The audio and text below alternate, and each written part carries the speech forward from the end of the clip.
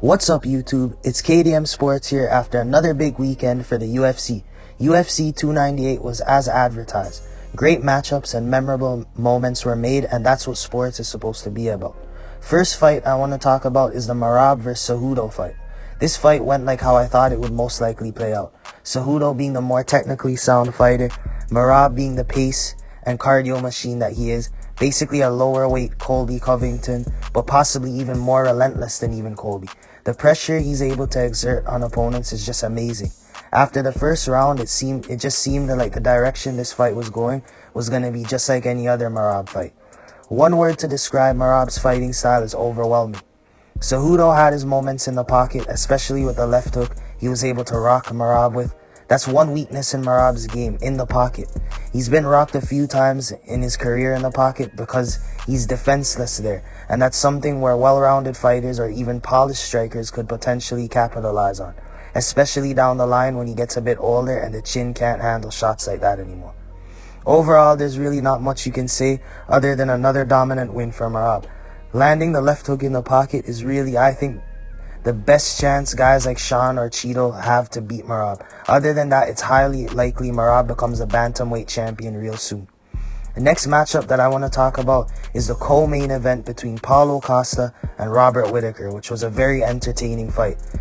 A 3-round war. Paulo came out explosive, the most explosive we've seen him in a long time in my opinion.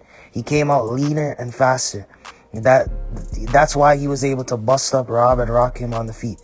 That wheel kick was impressive. Ultimately though, Robert Whittaker was able to adjust to the crazy power and explosiveness of Costa by landing those calf kicks.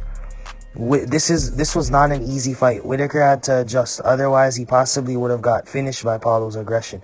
Once those calf kicks started to take its toll on Paulo, Whittaker used his speed advantage and accurate jab to outpoint Paulo. Similarly to what I thought would happen considering Robert Whittaker's experience, activity, and high IQ. Paulo hasn't fought enough over the past few years, so his game hasn't really evolved.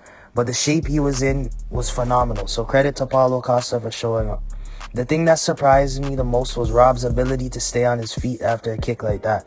Robert Whittaker showed great recovery this fight. He definitely had to dig deep to get the win, and he stuck to a solid game plan behind the jab, the 1-2s, the speed obviously, and of course those calf kicks to get the unanimous decision. Robert Whittaker stood his ground and stayed composed, not being too aggressive, which was the key to surviving a dangerous, powerful fighter like Paulo. Great job by Robert Whittaker to bounce back from being finished by current champ Dricus.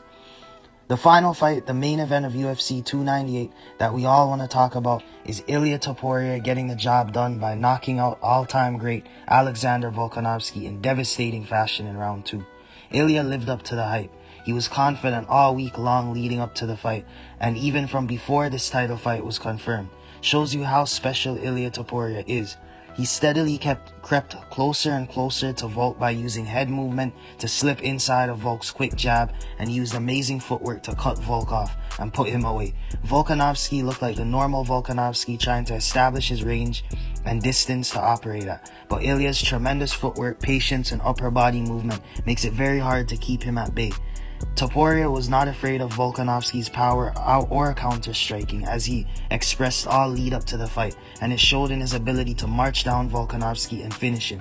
Volkanovski landed great low kicks, and as Volk started to gain more confidence as the fight went on, it was short-lived success when he started upping his volume. Volk's speed seemed to give Topuria trouble, but the patience and composure was the key, as well as his tremendous hand speed and accuracy.